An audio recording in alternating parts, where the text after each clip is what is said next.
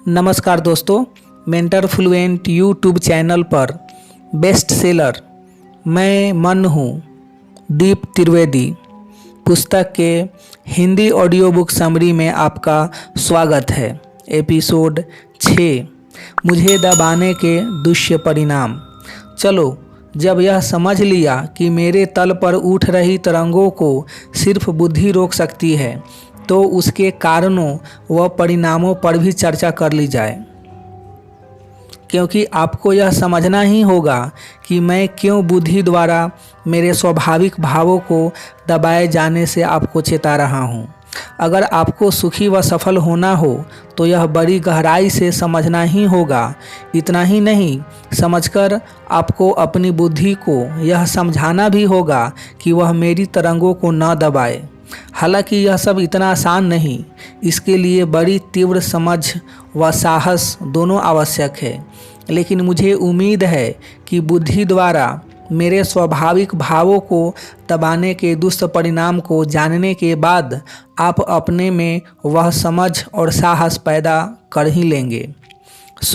अभी तो सबसे पहले यह समझ लें कि बुद्धि मेरे भेजे भावों को दबाती क्यों है। अपनी इस बात को मैं क्रोध के उदाहरण से समझाता हूँ। मानो मेरे तल पर क्रोध उभरा है, तो बुद्धि उसे पूरी तरह निकलने से रोकती क्यों है?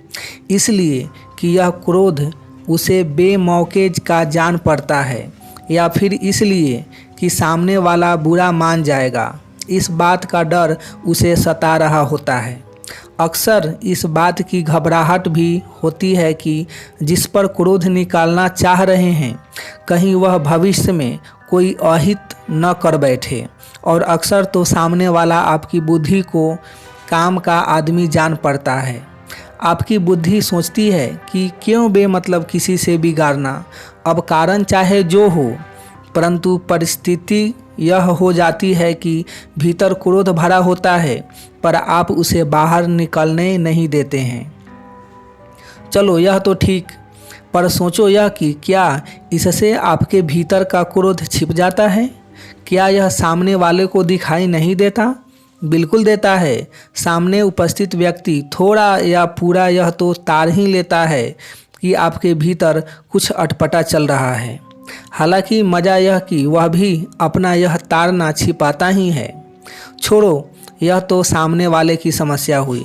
अभी तो समझो यह कि जब क्रोध आता है तो आपके पास दो ही रास्ते होते हैं। आप या तो बुद्धि की सुने या मन की। अब जब क्रोध गहरा होगा तब तो बुद्धि की चलने वाली नहीं, अर्थात उस हालत में तो आपके पास कोई ऑप्शन ही नहीं होगा। तब तो बुद्धि लाख समझाए या कोशिश करे, क्रोध निकल ही जाएगा। अब रहा सवाल साधारण क्रोध का, तो बुद्धि का स्वार्थपूर्ण तर्क भले ही आपको यह समझाकर क्रोध दबाने को राजी कर लेता हो कि इससे आपका ही नुकसान है, पर क्रोध करने का कुछ हर्जाना तो भुगतना ही पड़ता है। परंतु क्या कभी आपने ऐसा सोचा है कि यह जो क्रोध आप दबा रहे हैं उसके भी दुष्परिणाम हो सकते हैं? कभी सोचा होता तो इस कदर अपने क्रोध को दबाया ही न होता। छोड़ो, अभी तो सवाल यह कि क्रोध दबाने के दुष्परिणामों के बारे में कौन बताएगा? तो स्वाभाविक रूप से वह तो मैं ही बताऊंगा। और उस संदर्भ में अभी तो आप इतना अच्छे से समझ ले कि क्रोध करने के घाटे तो आपको मालूम हैं, परंतु उसको दबाने से होने वाले नुकसान का आपको कोई अंदाज़ा नहीं। यानी घाटा दोनों तरफ है। चुनना आपको सिर्फ इतना है कि ज़्यादा खतरनाक क्या है। वैसे भी अब तक आपको इतना अनुभव तो हो ही गया होगा कि मेरे व बुद्धि के इस संघर्ष में कभी बुद्धि की जीत होती है तो कभी मेरी। और कहने की ज़रूरत नहीं कि इसी से आपका जीवन हिचकोले खाता रहता है। खैर, अब यहाँ वहाँ की बात करने के बजाय सीधे क्रोध दबाने के परिणामों पर चर्चा कर ली जाए। इस संदर्भ में सबसे पहली महत्वपूर्ण व ध्यान रखने योग्य बात तो यह है कि क्रोध मेरी ऊर्जा का सबूत है और इसलिए यह परिणामकारी भी है और मनुष्य के लिए एक शुभ संकेत भी। लेकिन क्रोध को जब से बुद्धि व समाज ने बुरा मान लिया है, तभी से मनुष्य का धीरे धीरे कर पतन शुरू हो गया है। चलो, यह उनकी समझ हुई, परंतु जीवन आपका दांव पर लगा हुआ है। सो क्या कभी आपने यह सोचा कि आपको क्रोध आता क्यों है? सिर्फ तब जब आपका मनचाहा नहीं होता। इसका सीधा अर्थ यह हुआ कि क्रोध इस बात का सबूत है कि आप अपनी इच्छाओं की रक्षा करना चाहते हैं। यानी यदि मेरी मर्जी के खिलाफ कुछ हो रहा होता है या फिर मुझे कुछ अन्यथा करने को बाध्य करने की कोशिश की जा रही होती है, तो मुझे गुस्सा आता है और मैं आपको क्रोध भेजता हूँ। बताओ, इसमें बुरी बात क्या हो गई? आप मनुष्य हैं और आपको अपनी इच्छाएं पूरी करने का पूरा अधिकार है। आपको किसी बात के लिए कोई मजबूर करे तो उसका प्रतिकार करना ही चाहिए, परंतु आपका यह अधिकार धर्म और समाज को रास नहीं आता, क्योंकि मनुष्य विरोध पर उतर आएगा तो उनकी दुकानें कैसे चलेंगी। सो धर्म व समाज के ठेकेदारों ने क्रोध बुरा है यह आपके जहन में बिठा दिया, ताकि आप धर्म व समाज की गुलामी करते रहें, पर क्रोध न करें, क्योंकि क्रोध ऊर्जा है।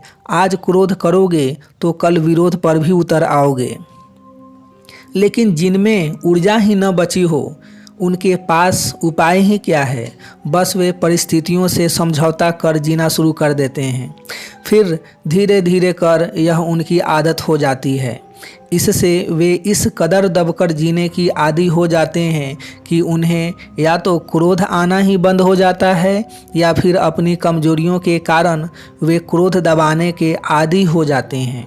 समाज ऐसे मनुष्यों को शांत व संस्कारी मानता है और धर्म उसे भगवान के निकट कहता है। बस यहाँ आकर और गड़बड़ हो जाती है। इससे दुर्बलों को अपनी कमजोरी ढांकने का बहाना मिल जाता है।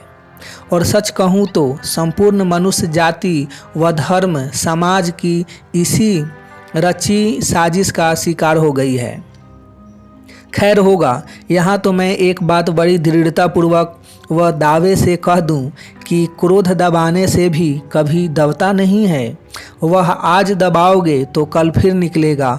आज तो कारण मौजूद होने पर निकल रहा था, कल अकारण ही निकल पड़ेगा और उस समय उसे कोई नहीं रोक पाएगा। माना कि हर क्रोध परिणामकारी व ऊर्जा का सबूत नहीं होता। कईयों में उसकी बड़ी मात्रा फ्रस्ट्रेशन के रूप में उसके सब कॉन्शियस या अनकॉन्शियस माइंड से भी निकलती है। लेकिन यह फ्रस्ट्रेशन भी है तो आपके भीतर ही, यह पैदा भी तो क्रोध दबाने से ही हुआ है और फिर जो भीतर है वह निकलेगी भी सही ही है। चलो इसे भी छोड़ो। ऐसा सोचो कि एक कमरे में 10-20 चूहे एकत्रित हो गए हैं। अब आप चाहते हैं कि चूहे कमरा छोड़ चले जाएं, तो बताइए उस हेतु आप क्या करेंगे? निश्चित ही आपको दरवाज़ा खुला रख उन्हें जाने देना होगा। लेकिन यदि आप कुछ अन्य सोचकर दरवाजे बंद कर देंगे और उन्हें जाने ही नहीं देंगे, तो फिर तो वहाँ उस कमरे में चूहों की तादाद में बढ़ोतरी होती ही रहेगी। यही मेरे साथ है।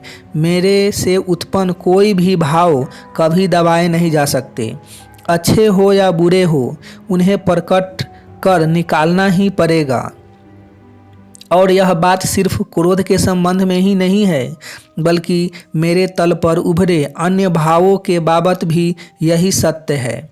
जो भाव आप दबाएंगे वे उल्टा और विकृत होकर आपके सबकॉन्शियस व अनकॉन्शियस माइंड में जमा होते चले जाएंगे और इससे तो आपके लिए परिस्थिति और भी विकट हो जाएगी।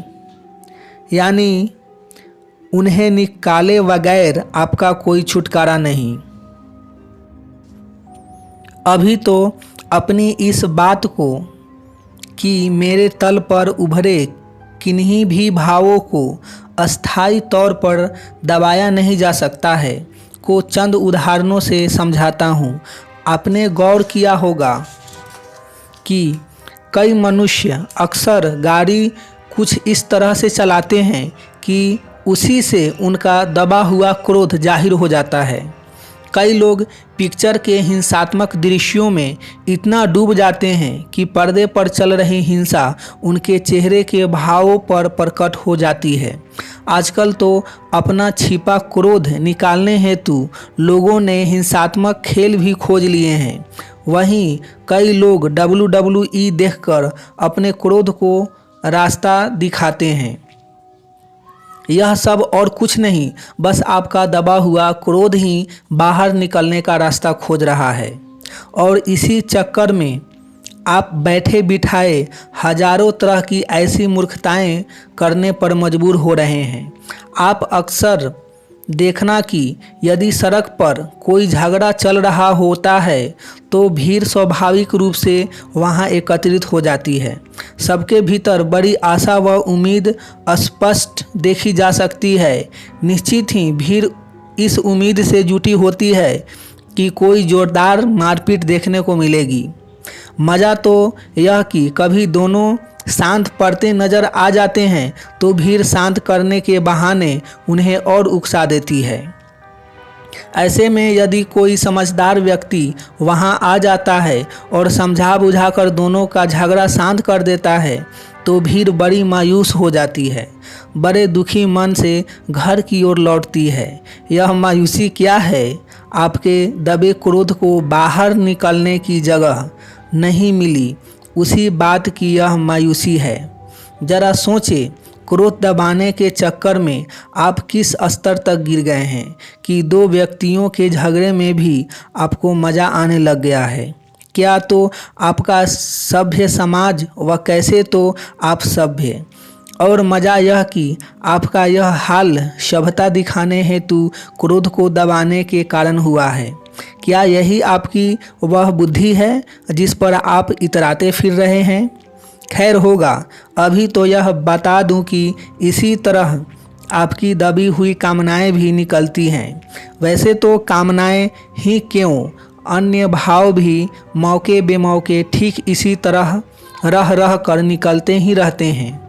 और इन सभी दबे भावों का रह रह कर अपने विकृत स्वरूपों में बार बार निकलना सिवाय इनके आपके सब कॉन्शियस व अनकॉन्शियस माइंड में भरे होने के सबूत के अलावा और क्या है? वैसे तो यह इस बात का भी सबूत है कि मेरे तल पर कोई भाव कभी अस्थायी तौर पर नहीं दबाए जा सकते। इन्हें आप आज दबा रहे हैं तो कल निकाल रहे हैं, पर निकाल जरूर रहे हैं। चलो इसी बात को एक और उदाहरण से समझें। एक बूढ़ा आदमी सड़क पर जा रहा है, अचानक उसका झोला गिर जाता है। एक अच्छे नागरिक की तरह कोई उसे उसका झोला उठाकर दे देता है, उसे सड़क भी पार करवा देता है। बस सड़क पार करते ही बूढ़ा अपनी धुन में ऐसे आगे बढ़ जाता है कि धन्यवाद तक कहना भूल जाता है। बस यहीं से खेल जमता है। अचानक उस व्यक्ति को बुरा लगने लगता है, सोचता है कैसा आदमी है, धन्यवाद तक नहीं कहा। कमाल यह कि उसने जब झोला उठाकर दिया था तब यह कामना उसके मन में नहीं थी, फिर यह आई कहाँ से? निश्चित ही यह उसके अनकॉन्शियस में दबी पड़ी थी, मौका देख निकल आई। वैसे ही कई बार अपने अनुभव किया होगा कि कोई दुखियारा आपसे मदद मांगने आता है, आप एक दयालु की तरह उसकी मदद कर देते हैं, बात आई गई हो जाती है। लेकिन फिर जब दोबारा उस व्यक्ति से मुलाकात होती है तो अनजाने ही आप उससे कोई विशिष्ट व्यवहार की उम्मीद कर बैठते हैं। यह भावना आप में मदद करते वक्त कतई नहीं थी। निश्चित ही ऐसी सारी उटपटांग इच्छाएं आपके अनकॉन्शियस में दबी होने के कारण प्रकट होती रहती है। लेकिन सवाल यह कि ये सब आपके अनकॉन्शियस में आती कहाँ से है? सीधी बात है, मौके बेमौके क्रोध दबाने से आती है। आपको यही बात मैं कुछ और अनूठे उदाहरणों से समझाने की कोशिश करता हूँ। क्योंकि मैं चाहता हूँ कि यह बात आप अच्छे से समझ लें कि मेरे तल पर उपजे कोई भाव अस्थायी रूप से दबाए नहीं जा सकते हैं। दबाने से न सिर्फ वे विकृत हो जाते हैं बल्कि गलत मौक़ों पर निकलते भी रहते हैं। एक बड़ी कंपनी का मालिक था। एक दिन उसका अपनी पत्नी से किसी बात पर झगड़ा हो गया, परंतु उसे ऑफिस जाने की जल्दी थी, सो वह झगड़ा अधूरा छोड़ चलता बना। अब जगह उसने भले ही छोड़ दी थी पर क्रोध नहीं छोड़ पाया था, परंतु अब पत्नी सामने थी नहीं तो निकाले किस पर। सो मजबूरी में वह क्रोध दबाए हुए ही ऑफिस पहुंच गया। उधर ऑफिस पहुंचते ही उसके दबे क्रोध को निकलने की जगह मिल गई।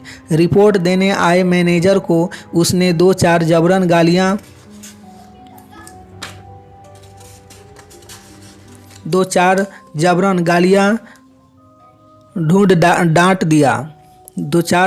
गालियाँ दे दिया। मैनेजर को अपनी गलती तो समझ में नहीं आई, पर मालिक के सामने क्या कह सकता था। बस चुपचाप मन में दबे क्रोध के साथ केबिन से बाहर निकल आया। अब क्रोधित तो वह था ही। बस अपनी केबिन में पहुंचते ही उसने अकाउंटेंट को बुलवाया। हिसाब के पन्ने यहाँ वहाँ कर उसने उसे बेवजह डांट दिया। अकाउंटेंट का माथा ठनक गया। उसने अपनी बैठक पे जाते ही चपरासी को बुलाया। जब चपरासी को डांटने के लिए किसी वजह की भी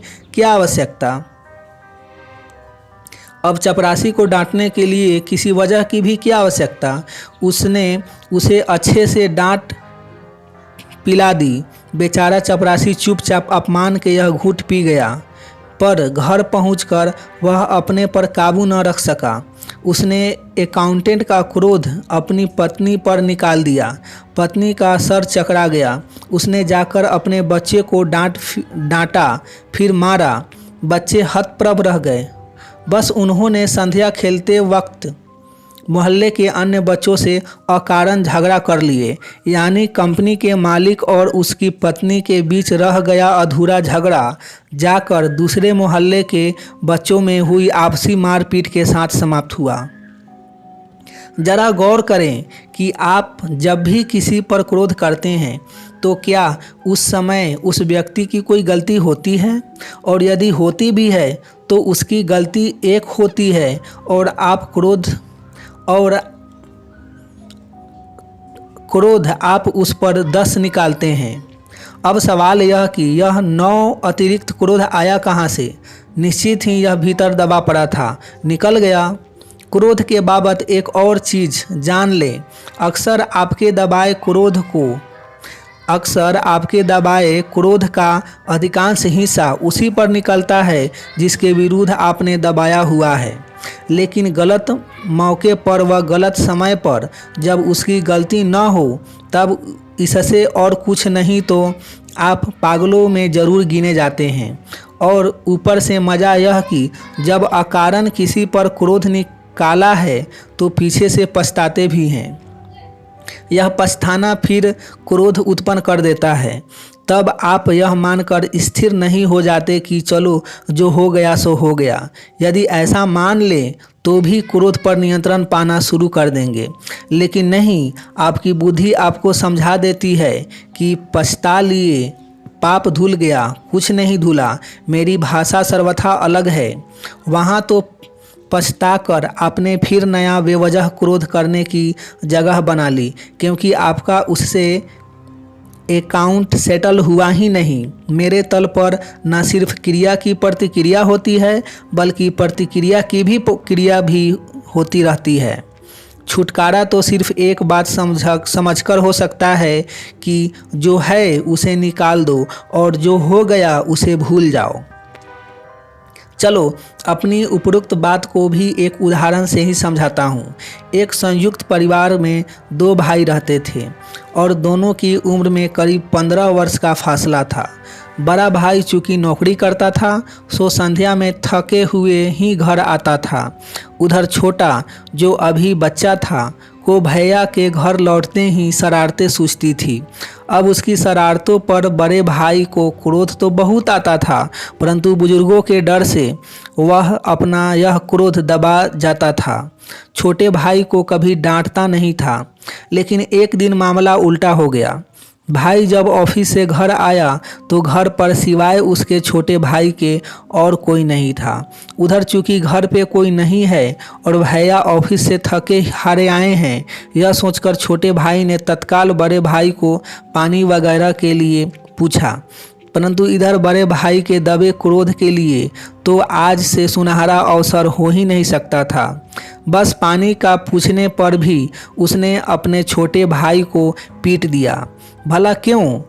बस वर्षों से दबे पुराने क्रोध को आज बरसने का मौका मिल गया था। और यही तो मैं कह रहा हूँ कि जिस व्यक्ति के विरुद्ध आप क्रोध दबाएंगे वह भी निकलेगा तो उस व्यक्ति पर ही। हाँ, गलत वक्त पर और बगैर कारण के यानी विकृत होकर, तो फिर क्रोध दबाने का फ़ायदा क्या हुआ? ऐसे बेवक्त के क्रोध निकाल कर ही तो आपके आपसी रिश्तों में खटास आ गई है। चलो, यह तो आप अच्छे से समझ गए होंगे, पर अब सवाल यह कि आपको क्रोध दबाना क्यों पड़ता है? तो क्योंकि क्रोध प्रकट करने से आपको निकट का नुकसान दिखाई देता है, लेकिन समझो यह कि इस कारण जो आपके आपसी संबंधों पर तलवार लटक जाती है उसका क्या? चलो, आप शायद इन सब चीज़ों के और इस तरह से जीने के आदी हो चुके हैं, परंतु यह क्यों नहीं समझते कि इसके अलावा भी आपका दबाया हुआ क्रोध अन्य कई तरीकों से आपके प्राण ले ही रहा है। सबसे ज़्यादा खतरनाक बात तो यह कि आपका वही दबा हुआ क्रोध रूपांतरित होकर चिंता, भय व ईर्ष्या जैसे उटपटांग भावों का स्वरूप धारण करता चला जा रहा है। और यह तो सीधे तौर पर आपका जीवन बर्बाद करने वाला हुआ, क्योंकि इसी कारण अक्सर जरा सी ऊंच नीच होने पर जो चिंता घंटे 2 घंटे या दिन 2 दिन में ख़त्म हो जानी चाहिए होती है, वह भी कई बार आपके महीनों बिगाड़ देती है। यह अतिरिक्त चिंता में इतना जीना क्यों पड़ रहा है? क्योंकि मामूली सी ऊंच नीच से हुए नुकसान के बहाने भीतर पड़ी चिंता को निकलने का अवसर मिल रहा है। आप गौर क्यों नहीं करते कि आप किसी से नाराज हैं तो क्या दबाने से आपकी वह नाराज़गी दूर हो जाती है? नहीं, वह स्वरूप बदल कर मौके बेमौके निकलती ही रहती है, कभी गलतियां ढूंढने के रूप में तो कभी नीचा दिखाने के स्वरूप में, कभी पीठ पीछे बुराई करने में तो कभी व्यंग कसकर। यानी दबाया क्रोध पहले तो चिंता, भय, ईर्ष्या वगैरह में रूपांतरित होकर अनकॉन्शियस में जमा हो जाता है। फिर यही एकत्रित भय, ईर्ष्या व नाराज़गी वगैरह बार बार दबाए जाने के कारण और विकृत होकर उटपटांग हरकतों के रूप में बाहर निकलती रहती हैं। और फिर एक दिन आप चिंता महाराज या फ्रस्ट्रेटेड बाबा बने घूमते रह जाते हैं। और फिर एक दिन आप चिंता महाराज या फ्रस्ट्रेटेड बाबा बने घूमते रह जाते हैं। यहाँ तक भी ठीक, पर फिर आपकी सबसे बड़ी दुर्गति तो यह कि आपका यही दबा हुआ क्रोध सामूहिक रूप से भी निकलना शुरू हो जाता है, कभी धर्म के नाम पर तो कभी देश समाज या राजनीति के नाम पर, कभी आंदोलन के रूप में तो कभी फोकट की क्रांति बनकर। और यह कम पड़ता है तो आपके चतुरे व स्वार्थी धर्मगुरु और राजनेता अनेक लुभावने नारे देकर आपके इस दबे क्रोध का अपने स्वार्थ में इस्तेमाल कर लेते हैं, वरना मनुष्य को मनुष्य का दुश्मन होने की आवश्यकता ही कहाँ है। इस बात को मैं एक बड़ी घटना की साइको एनालिसिस करके समझाने की कोशिश करता हूँ। 1947 में भारत को किस तरह आज़ादी मिली यह सबको याद ही होगा। निश्चित ही अंग्रेज़ों ने आम प्रजा पर बड़े जुल्म ढाए थे। इतनी लंबी गुलामी व इतने जुल्म स्वाभाविक रूप से आम भारतीयों के मन में अंग्रेज़ों के प्रति क्रोध था। लेकिन भारत ने आज़ादी गांधी जी के अहिंसा के सिद्धांतों के आधार पर ली, अच्छे मनुष्यों की तरह ली। लेकिन इस अहिंसात्मक आंदोलन का साइकोलॉजिकल परिणाम क्या हुआ? क्या भारतीयों का अंग्रेज़ों के प्रति दबा क्रोध तिरोहित हो गया? नहीं, मेरे तल पर यह संभव ही नहीं। अंग्रेज़ों के चले जाने के बाद जश्न निपटते ही सबको होश आया। यह क्या, अंग्रेज़ तो चले गए, अब क्रोध किस पर निकाले? बस सबका यह दबा हुआ क्रोध हिंदू मुस्लिम झगड़े के रूप में उभर आया। कितनी हिंसा हुई, कितने कत्ल हुए। सदियों से साथ साथ रह रहे भाई भाई आपस में झगड़ पड़े। अतः यहाँ समझ यह ले कि बुद्धि की अच्छी बातें या उसके उच्च विचारों से मेरा कुछ लेना देना नहीं है। मैं अपने ही नियमों से तथा अपने ही हिसाब से बिना अपवाद के पूर्ण स्वतंत्रता के साथ बरतता हूँ। सो यदि उस समय भारत को आज़ादी लेनी ही थी और अगर वह भगत सिंह की तर्ज पर ले ली होती तो शायद यह हिंदू मुस्लिम झगड़े कभी न होते। मज़े की बात तो यह कि जितनी हिंसा का प्रदर्शन भारतीयों ने आपस के झगड़े में किया, उतना अंग्रेज़ों के सामने कर दिया होता तो उससे कम हिंसा में उससे कहीं पहले वे लोग देश आज़ाद करा चुके होते। यानी मन में क्रोध था ही और आज़ादी लेनी ही थी तो पहले ही ले लेनी चाहिए थी। इससे कम यह व्यर्थ का हिंदू मुस्लिम वैमनस्य भी भारतीयों की नस में न बस गया होता। कुल मिलाकर समझ लेना कि क्रोध दबाया नहीं जा सकता है। सवाल हिंसा, उपद्रव या अराजकता का नहीं, सवाल अच्छे बुरे या सभ्यता असभ्यता का भी नहीं। सवाल तो मेरे नियम का है, जहाँ क्रोध दबाने के दुष्परिणाम आते ही हैं। शब्द या विचार कितने ही अच्छे पैदा कर लो, उसे पूरी दृढ़ता से अपना भी क्यों न लो, परंतु उससे कुछ नहीं होता। यदि मनुष्य का पूरा जीवन इस कदर बिगड़ा हुआ है तो उसका मात्र व एकमात्र कारण यही है कि उसकी बुद्धि ने मुझे समझे बगैर बड़े ऊंचे ऊंचे विचार पैदा कर लिए हैं। आम मनुष्य को वे जच भी जाते हैं। बेचारे ना समझी वश उसे अमल में लाने की कोशिश भी करते हैं और यहीं आकर सब फंस जाते हैं। अमल में लाएं तो मन उपद्रव खड़े कर देता है और न लाएं तो बुद्धि व समाज उसे गिल्ट पकड़ा देते हैं। बेचारा करे तो करे क्या, मैं बताता हूँ। बस हिम्मत कर बुद्धि, समाज व संसार को एक तरफ रखकर अपने मन की चिंता करें और उसी की रक्षा करें। बाकियों का तो नहीं मालूम, पर इससे आपका सब कुछ जल्द ही ठीक हो जाएगा। चलो अपनी इसी बात को थोड़ा आपके आपसी रिश्तों का सहारा लेकर बताऊं।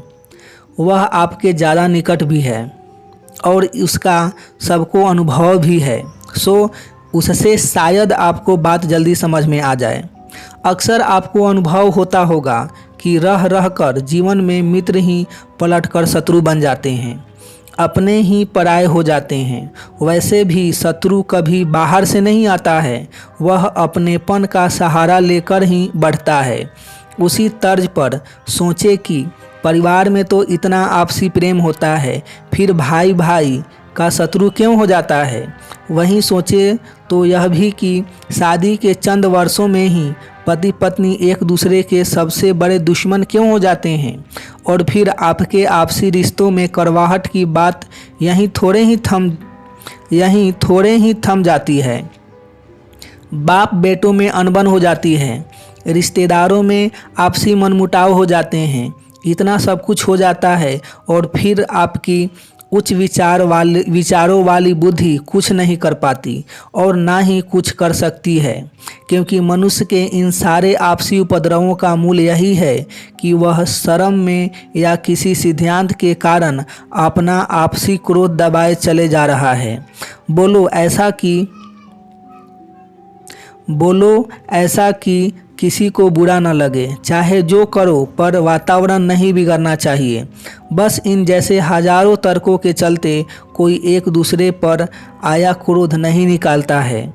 इससे वह क्रोध विकृत होकर भीतर जमा होता रहता है और फिर एक दिन कोई छोटी सी बात पर भी भीतर जमा हुआ पूरा क्रोध एक साथ निकल जाता है। हो जाती है दुश्मनी, बढ़ जाता है दुराव। सो मेरी यह बात गांठ बांध लेना कि जिस परिवार में जितना अनुशासन है या जितनी बोलने या व्यवहारों पर पाबंदी है, आगे चलकर उतना ही वह परिवार बिखर जाता है। क्रांति हमेशा हिटलर शाही के खिलाफ ही होती है।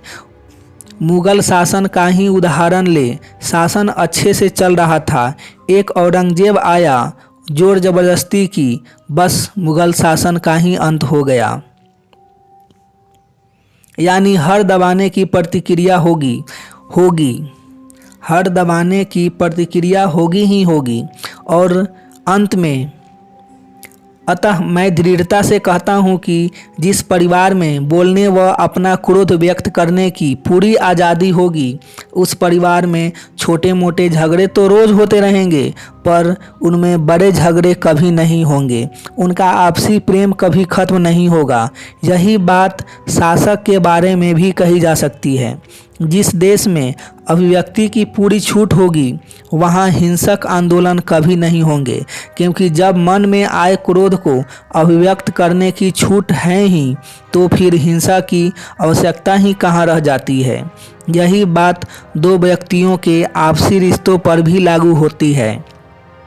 यदि दोनों एक दूसरे से खुलकर व्यवहार करेंगे तो उनमें आपसी प्रेम जीवन भर बना रहेगा, वरना तो आपसी रिश्ते की वास्तविक सच्चाई मुझे किसी को बताने की आवश्यकता ही नहीं। आपस में एक दूसरे के प्रति कितनी नाराजगी भरे आप जी रहे हैं, यह आप सब अच्छे से जानते हैं।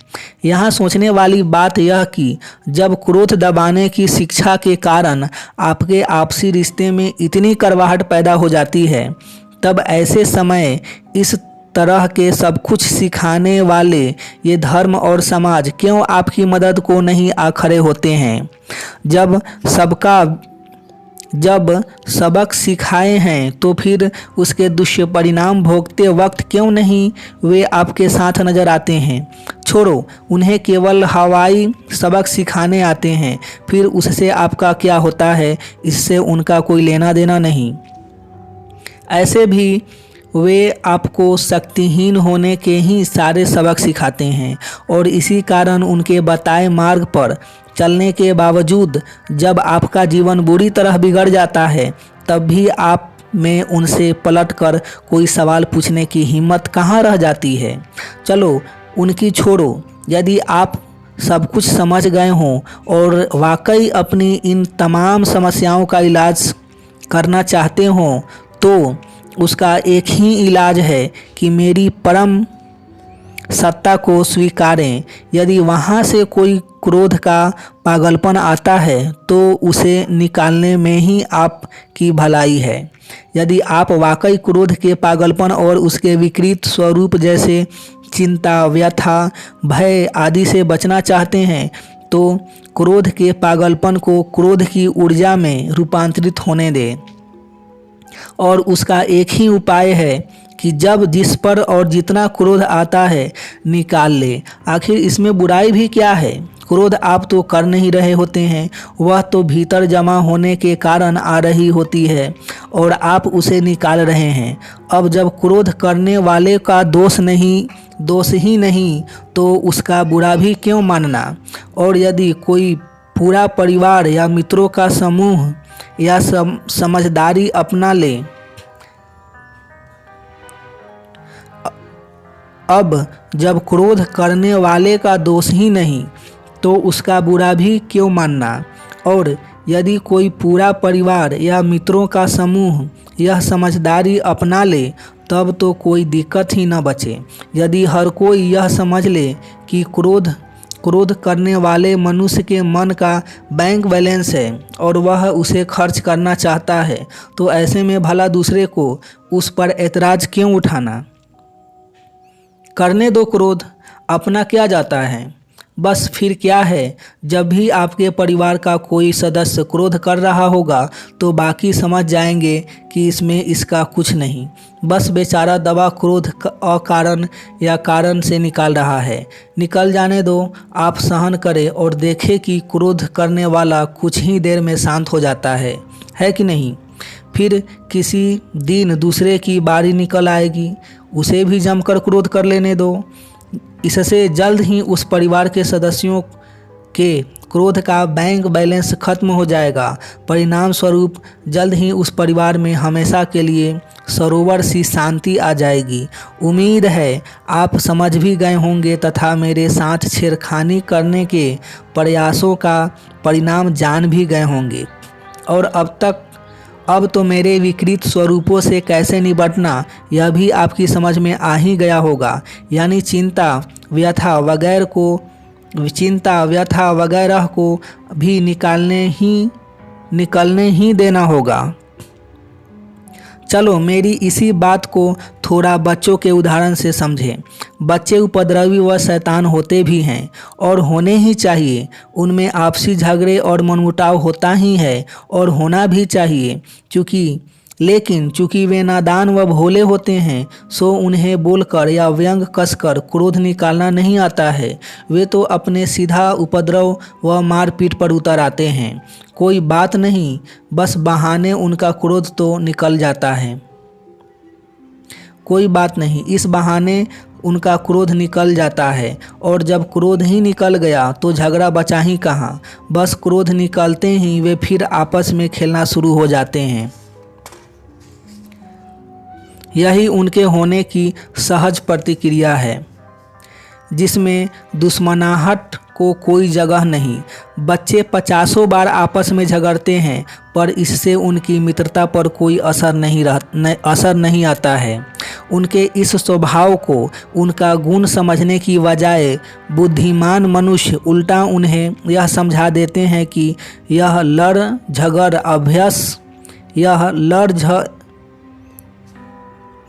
इनके इस स्वभाव को उनका गुण समझने की बजाय बुद्धिमान मनुष्य उल्टा उन्हें यह समझा देते हैं कि यह लड़ झगड़ असभ्य परिवार के बच्चे करते हैं।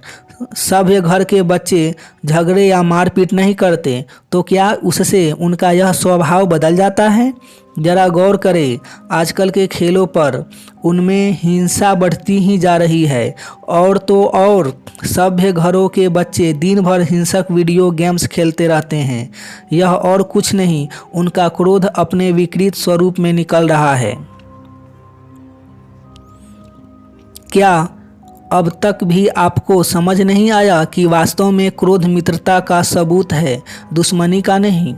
आप क्रोध उसी पर करते हैं जिन्हें आप अपना मानते हैं। परायों पर कभी कोई क्रोध नहीं करता। और चूंकि तथाकथित सभ्य घरों के बच्चे दोस्तों से ज़्यादा झगड़ते नहीं, इस कारण उनकी आपसी दोस्ती भी कभी मजबूत नहीं हो पाती।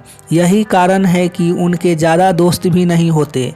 फिर इस अकेलेपन को छिपाने के लिए जिनसे दिल के रिश्ते नहीं, उनके साथ भी पार्टियां करते रहते हैं, परंतु उससे कहीं वास्तविक अकेलापन ढकता है? नहीं। और दुनिया में बढ़ते फ्रस्ट्रेशन का यही एक कारण है। आपस में सभ्यता के नाम पर व्यवहार की छूट दबाकर सोसाइटी ने मनुष्य को दिल से अकेला कर दिया है। इस कारण जिसे वह अपना कह सके ऐसा कोई उसके पास है ही नहीं। खैर, इन तमाम बातों का सार एक बार फिर अलग तरीके से दोहराऊं तो अब तक आपको इतना तो समझ आ ही गया होगा कि मैं और बुद्धि दोनों अति महत्वपूर्ण, बहुत शक्तिशाली तथा बड़े ही कॉम्प्लिकेटेड उपकरण हैं। आपको यह भी समझ आ गया होगा कि दोनों में जहाँ कुछ जीवन को बढ़ाने वाली शक्तियाँ हैं, वहीं दोनों की कुछ जीवन को नष्ट करने वाली हरकतें भी हैं। आपको यह भी समझ आ ही गया होगा कि दोनों एक दूसरे के बिना अधूरे हैं। समझ में तो आपको शायद यह भी आ ही गया होगा कि मन और बुद्धि के यथा योग सामंजस्य के बगैर जीवन को सुखी व सफल नहीं बनाया जा सकता है। और यह तो अब कहने की ज़रूरत ही नहीं कि दोनों की कार्यप्रणाली व कार्यक्षेत्र पूरी तरह भिन्न हैं। वहीं निश्चित ही यह कहने की भी आवश्यकता नहीं कि दोनों एक दूसरे को पूरी तरह प्रभावित करते हैं। साथ ही शरीर व बाह्य परिस्थितियों का भी दोनों पर असर पड़ता ही है। अब सवाल यह कि आप अपने मन व बुद्धि में सामंजस्य कैसे बिठाएं, कैसे इन दोनों की मनुष्य को कमज़ोर करने वाली फितरतों से बचें, कैसे दोनों की शक्तियों का सार्थक उपयोग कर जीवन को महत्वपूर्ण बनाएं। मैं आपको इसके चंद उपाय बताता हूँ, परंतु आगे चर्चा करूँ इससे पहले यह कह दूं कि जिन्होंने अपने बचपन में सुपर कॉन्शियस माइंड बचाने का मौका खो दिया है, उन्हें भी घबराने की ज़रूरत नहीं। यदि उनका सबकॉन्शियस या अनकॉन्शियस माइंड अति शक्तिशाली हो गया है तो भी उपाय हैं, क्योंकि मैं हूँ या बुद्धि दोनों के तल पर जब जागो तब सवेरा है ही। और मैं जो ये सारे उपाय बताने जा रहा हूँ वह उन्हीं लोगों के लिए है जिनका सुपर कॉन्शियस माइंड कमज़ोर हुआ पड़ा है। वरना जिस बच्चों का सुपर कॉन्शियस माइंड सक्रिय है उसे तो यूँ भी किसी चीज़ की कोई खास आवश्यकता नहीं, वह तो अपनी राह स्वयं पा ही लेगा। मूल समस्या तो उन लोगों की है जिनके मन के साथ बचपन में खिलवाड़ हुआ है। उनके ही कॉन्शियस, सबकॉन्शियस तथा अनकॉन्शियस माइंड मजबूत हुए पड़े हैं, और ऐसा एक दो नहीं, करीब करीब सब के साथ हुआ है। बस यही आज के तारीख में सबकी मूल समस्या है। हालांकि यह तो बात हुई मन के तल पर, दूसरी ओर ठीक वैसे ही आपकी एक और समस्या यह भी है कि बचपन में ही परिवार, समाज व शिक्षा ने मिलकर आपकी बुद्धि की गलत कंडीशनिंग कर दी है। और इस बात को आगे बढ़ाऊं उससे पूर्व मैं आपको यह कंडीशनिंग शब्द अच्छे से समझा देता हूं। वर्षों पहले एक अति महत्वपूर्ण प्रयोग हुआ था। यह प्रयोग कुत्ते पर किया गया था। अब हड्डी देखकर लार टपकना कुत्ते की स्वाभाविक क्रिया है, लेकिन किया गया यह कि एक चर्च के सामने उस कुत्ते को रोज़ ठीक समय पर हड्डी दी जाने लगी, और चतुराई यह कि ठीक उसी समय चर्च की घंटी बजाई जाने लगी। अब वैसे तो हड्डी व घंटी का कोई ताल्लुक नहीं था, पर लगातार महीने भर यह दोहराते दोहराते ताल्लुक बिठा दिया गया। महीने भर बाद किया गया यह कि ठीक उसी समय पर घंटी तो बज गई, पर कुत्ते को हड्डी नहीं डाली गई। लेकिन बावजूद इसके घंटी सुनते ही कुत्ते की लार टपक पड़ी। बस यही आपकी बुद्धि के साथ भी 3-4 वर्ष की उम्र से ही किया जा रहा है। आप जो कागज़ के खिलौने और मिट्टी तक से खेलकर खुश थे, सबने मिलकर आप में बड़ी बड़ी अपेक्षाएं जगा दी। आप इंसान पैदा हुए थे, आपको मशीन बना दिया। आप स्वतंत्रता से जी रहे थे, आप में कब, क्या व कैसे करने का ज्ञान भर दिया, और आप दौड़ पड़े। स्कूल से शुरू की यह यात्रा कॉलेज, फिर आगे और आगे चलते चलते फिर मरते दम तक यह दौड़ भाग जारी रहने लगी।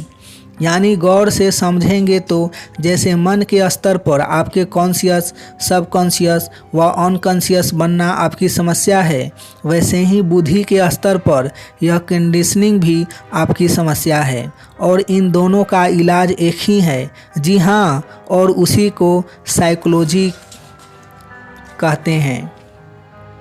और अब आगे मैं आपको चंद साइकोलॉजिकल ट्रीटमेंट्स बताने जा रहा हूँ, जो आपको न सिर्फ आपके कॉन्शियस, सबकॉन्शियस और अनकॉन्शियस माइंड को कमज़ोर करने में सहायक होंगे, बल्कि वे आपकी बुद्धि की हुई गलत कंडीशनिंग को भी ठीक ठीक कर देंगे।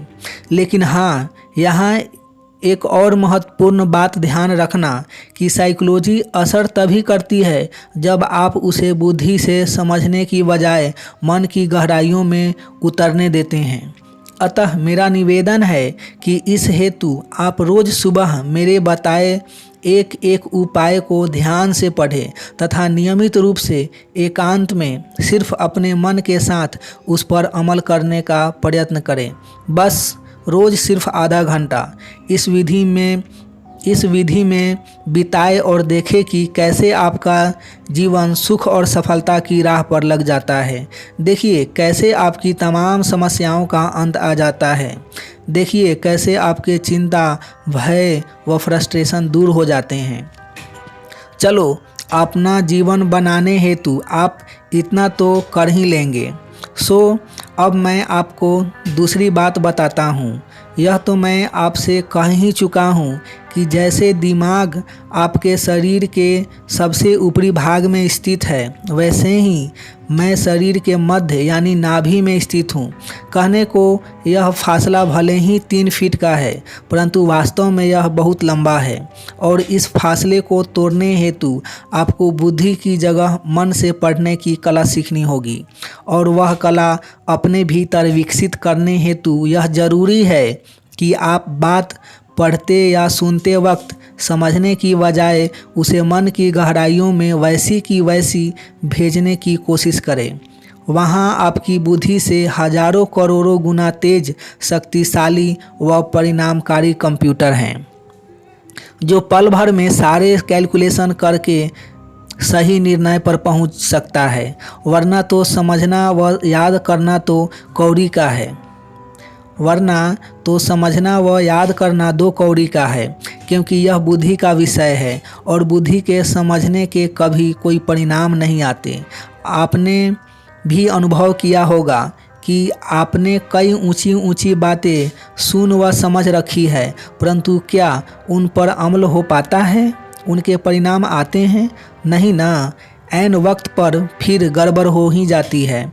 जरा सी ऊंच नीच होने पर आपको चिंता पकड़ ही लेती है। आप जानते हैं कि इसमें चिंता का कोई विशेष कारण नहीं है, फिर भी क्या आपको उस चिंता से छुटकारा मिल जाता है? नहीं। लेकिन यही बात यदि मन की गहराई में उतार दी गई हो तो आपको उस बात के लिए चिंता नहीं पकड़ेगी। चलो, यह तो समझ गए कि बात मन की गहराइयों में उतारे बगैर कोई बदलाव नहीं आने वाला। अब सवाल यह कि यह कैसे पता चले कि बात बुद्धि ने समझी या मन की गहराइयों में उतर गई। तो यह तो बड़ा ही आसान है। यह तो मैं स्पष्ट कर ही चुका हूँ कि बुद्धि शरीर के शीर्ष पर है, जबकि मैं शरीर के मध्य नाभि में स्थित हूँ। और यह फासला इतना लंबा है कि कौन सक्रिय है इसका पता चल ही जाता है।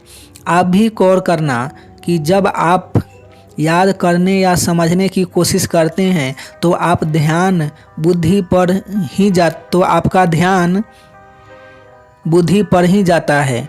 जब आप सोचते या विचार करते हैं तो वह भी बुद्धि का ही काम है। थोड़ा सा ध्यान देने पर आपको समझ में आ ही जाता है कि यह सारी क्रिया शरीर के ऊपरी भाग में चल रही है। वहीं दूसरी तरफ जब आप कोई गहरी शांति या चिंता में डूबे होते हैं, तब थोड़ा सा ध्यान देने पर आपको समझ आ जाएगा कि यह गतिविधि हृदय व नाभि के बीच कहीं चल रही है। यदि आपका क्रोध उफान पर होगा तो आप तुरंत समझ जाएंगे कि यह बड़े गहरे से आ रहा है। यही हाल खुशी से लेकर टेंशन तक के तमाम भावों के साथ होता है। जो भाव गहरा होगा वह नाभि से आता साफ समझ आ जाएगा, और जो भाव या विचार जितना ऊपरी होगा वह दिमाग से आ रहा साफ प्रतीत हो जाएगा। और इस फर्क का एहसास आपको कोई भी भाव आते वक्त हो ही जाएगा। कहने का तात्पर्य, सबसे पहले आप नाभि के पास मेरे अस्तित्व का एहसास करें। इससे बहुत जल्द आप मन व बुद्धि का फ़र्क समझना शुरू कर देंगे और एक बार यह फ़र्क समझ में आ जाए तो फिर सारी महत्वपूर्ण बातें पढ़ना व समझना बुद्धि की जगह मन से शुरू कर दें। बात गहराई में उतरने के कारण जल्द ही आप में आवश्यक बदलाव आने शुरू हो जाएंगे। खैर, कुल मिलाकर कहने का तात्पर्य यह कि साइकोलॉजी ही नहीं, कोई भी बात पढ़ते समझते या गौर करते वक्त उसे बुद्धि से परखने की कोशिश करने की बजाय मन की गहराइयों में उतारना सीख लो। मन जल्द ही उतारी बातों के अनुसार बुद्धि की कंडीशनिंग तोड़ना शुरू कर देगा और एक बार कंडीशनिंग टूट गई तो फिर वह क्रिया आपसे दोबारा नहीं होगी। इसी बात को दूसरे तरीके से समझाऊं तो आगे बढ़ने हेतु आपको फिर पीछे लौटना होगा, अपने बचपन के मन और बुद्धि फिर पाने होंगे। यानी बड़े होते होते आपने विचारों का जो जगत बना रखा है उसे भूलना शुरू करना होगा, क्योंकि विचारों के जगत की कोई अहमियत नहीं। कभी कोई अपने विचारों को व्यवहार में नहीं बदल सकता है। व्यवहार में तो कोई भी चीज़ तभी आ सकती है जब वो मन की गहराई में उतार ली गई हो। वैसे जिनका सुपर कॉन्शियस माइंड सलामत है उनको पीछे जाने की कोई आवश्यकता नहीं, क्योंकि उन्होंने तो कुछ खास ओढ़ा ही नहीं है। दिक्कत उनके साथ है जो ज़माने भर के विचार ओढ़ अपनी बुद्धि की कंडीशनिंग कर चुके हैं। उन्हें ही यह कंडीशनिंग तोड़ना है ताकि वे मेरे सुपर कॉन्शियस स्वरूप को फिर सक्रिय कर सके। हालांकि मैं जितना आसानी से आपसे कह रहा हूँ कि बचपन में मन बुद्धि पर प्राप्त कर ली, हालांकि मैं जितना आसानी से आपसे कह रहा हूँ कि बचपन के मन बुद्धि पर मन बुद्धि फिर प्राप्त कर लो, आपका सब कुछ ठीक हो जाएगा। दरअसल वह इतना आसान है नहीं, क्योंकि आपकी सबसे तगड़ी कंडीशनिंग ही यह हुई पड़ी है कि आगे बढ़ना हो तो रुख आगे की ही करना होगा और सब कोई जीवन को आगे बढ़ाने को लालायित है ही। सो बस आगे बढ़ने की पागल दौड़ आपके संसार में लगी हुई है, पर आगे बढ़ कितने गए। तो फिर सीधे सीधे मैं कह रहा हूँ, वह क्यों नहीं समझते कि आगे बढ़ने के चक्कर में आप सुपर कॉन्शियस माइंड से कॉन्शियस माइंड तक पहले ही गिर चुके हैं। अब बगैर अपने माइंड का पुराना स्टेटस पाए आपके जीवन में कुछ नहीं होने वाला, और चूँकि आगे बढ़ने के चक्कर में ही राह भूले हैं, अतः सही राह तो वापस लौटकर ही पाई जा सकती है। सीधी बात है, राह जहाँ से खोई है वापस पाई भी वहीं से जा सकती है। मानो चीज़ आपने लंदन में खोई है और गलती से पहुँच न्यूयॉर्क गए हैं। अब वह चीज़ न्यूयॉर्क में कितना ही खोजे नहीं मिलने वाली, उस हेतु आपको वापस लंदन लौटना ही होगा। चलो, वह तो लंदन की फ़्लाइट पकड़कर आप वापस लौट भी आते हैं, लेकिन यहाँ जीवन में दिक्कत यह है कि यहाँ न तो लौटने की कोई शिक्षा उपलब्ध है और न ही उस हेतु कोई प्रोत्साहन ही कहीं से मिल रहा होता है। बस सब आगे बढ़ने में लगे हैं और यही मार खा रहे हैं। अब यहाँ प्रमुख बात यह कि हजारों हजार सफल मनुष्यों के उदाहरणों के बावजूद न तो आपने अपनी शिक्षा प्रणालियों में कोई परिवर्तन किया है और न ही आप लोग समाज या परिवार की समझ में कोई बदलाव ही ला सके हैं। और इसका दुखद परिणाम यह हुआ कि सभी एक ही ढर्रे से जीवन को आगे बढ़ाने में लगे हुए हैं। हाँ, इस पूरी प्रक्रिया में कोई एक जो छूट गया है वह वाकई आगे बढ़ गया है। विवेकानंद ने एक बार कहा भी था कि ज्ञान भी मैंने बहुत पा लिया, वह पढ़ भी मैं बहुत लिया और आज उसकी व्यर्थता भी जान ली। अब तो वह सब भुलाने में लगा हुआ हूँ। बस वही राह आपको भी पकड़नी होगी। मेरा विश्वास जानो कि आगे खुशहाल जीवन वाकई हाथ पसारे आपके स्वागत को लालायित है, क्योंकि इधर मन व बुद्धि की अनकंडीशनिंग के उपाय मैं बता ही रहा हूँ और उधर आपके स्वास्थ्य व लंबे जीवन हेतु विज्ञान भी डीएनए और जीन्स की डिकोडिंग कर चुकने के बाद अब उनकी री इंजीनियरिंग में लगा ही हुआ है। ज़रा सोचिए कि विज्ञान आपके लिए क्या क्या नहीं कर रहा है। ऐसे में कल्पना करें कि अगर आप मेरे बताए उपायों द्वारा अपने मन बुद्धि की अनकंडीशनिंग कर लें तो आपका जीवन क्या से क्या हो जाए। एक तरफ जहां विज्ञान की मेहरबानी से आपका शरीर स्वस्थ व जीवन लंबा होगा, वहीं दूसरी तरफ आपके द्वारा अपने मन बुद्धि की अनकंडीशनिंग कर लेने के कारण आप तमाम तरह की चिंताओं व भयों से मुक्ति भी पालेंगे। सोचिए जरा कि क्या ऐसे में आप 7वें आसमान में उड़ने साल आनंद नहीं पालेंगे। कुल मिलाकर आज के मनुष्य को जीवन जीने का जो मौका है वह लाखों वर्षों से किसी को नहीं मिला है। उम्मीद करता हूँ कि आप इस मौके को पूरी तरह ज़रूर भुना लेंगे। और इसी उम्मीद के साथ मैं आगे मेरे तल पर उठ रही विकृतियों तथा उनके कारणों पर चर्चा प्रारंभ करूंगा। यह पूरी चर्चा मैं 2 भागों में करूंगा। पहले आपको वे उपाय बताऊंगा जिनसे आप अपने दुख व चिंताएं घटा सकते हैं। साथ में यह भी बताऊंगा कि कैसे आप अपने आनंद व मस्ती बढ़ा सकते हैं। और दूसरे तल पर यह बताऊंगा कि वे कौन से उपाय हैं जिनको अपनाकर आप सफलता के शिखर छू सकते हैं। मेरी समझ से आपकी 2 ही प्रमुख चिंताएं हैं, एक दुख व चिंता कम करके आनंद व मस्ती बढ़ाना और दूसरी सफलता प्राप्त करना। सो प्रारंभ दुख व चिंता कम करने के कुछ अद्भुत साइकोलॉजिकल उपायों से करता हूँ। मिलेंगे नेक्स्ट एपिसोड में, तब तक अपना ढेर सारा ख्याल रखिए, लाइफ को एंजॉय कीजिए, मस्त रहिए। आपका कीमती समय देने के लिए आपको बहुत बहुत धन्यवाद।